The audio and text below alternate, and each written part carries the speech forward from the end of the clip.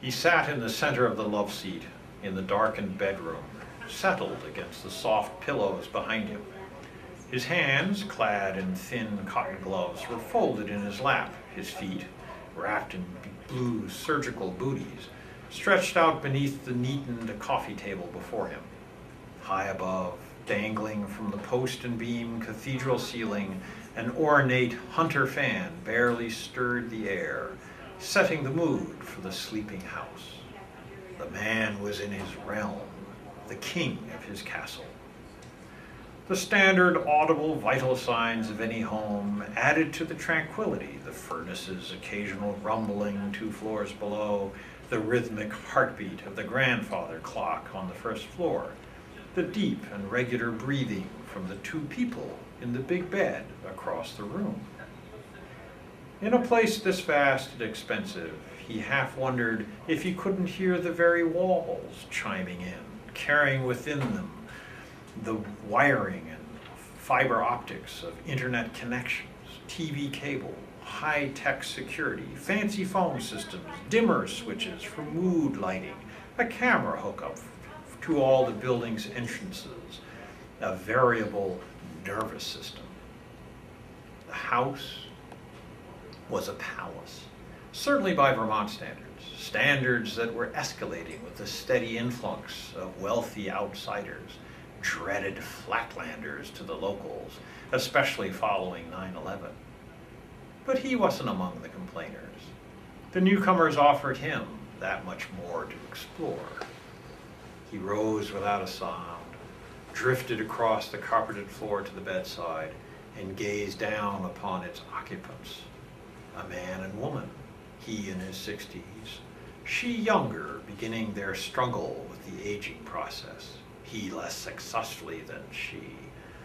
Her outline under the sheet showed an athletic body, with enough of her bare back revealed to confirm it, along with the added detail that she either slept in the nude or at least wore no top.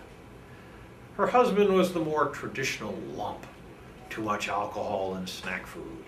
An earlier tour of the workout room had revealed her presence to the exclusion of his. They slept far apart on the king-sized mattress, their respective night tables cluttered with telltale belongings: glasses to replace contacts, nasal strips to control snoring, ointment for sunspots, under-eye cream to stem bags and blotching. On her side, there was a small bottle of KY lubricant to ease her through those rare amorous moments when her husband journeyed across the bed's extended acreage. The lump was named Lloyd, which their uninvited guest found amusing. Her name was Lisbeth, shortened to Liz only in the notes from husband to wife that he'd perused earlier in her office nook off the kitchen. Everyone else appeared to call her by her full name. Lloyd, of course, had an office to himself, large and pretentious. That had been worth exploring, from the easily defeated computer password to the contents of a small cardboard box attached to the back of a foreshortened desk drawer. The man wondered if Lisbeth knew anything about that. Separate bank accounts and financial records, all in Lloyd's name only. Not to mention a few letters from, as the quainter novels used to put it, a woman not his wife, named Susan Rainier. He'd been unable to resist doing a little tampering there to guarantee that Lloyd would know without doubt that he'd had a visitor. Pure ego, of course, he knew that. A little male-to-male competition, childish in fact, and thus all the more irresistible. He'd stolen one of the letters, a whole packet of incomprehensible financial papers, at least to him, and generally rearranged the rest of it just to drive Lloyd crazy. He did sympathize on one level, if only one. It had to be hard to set such high expectations and then struggle to meet them daily, even if the aim was selfish, artificial, duplicitous, and for all he knew, illegal. The man moved to the bedroom door and stood looking out. An interior balcony extended to both sides of him, overlooking a gargantuan living room. Far opposite, A wall of windows surveyed immaculately groomed fields, now glowing like dull silver in the warm, early summer moonlight. He considered the conclusions he'd reached about these two.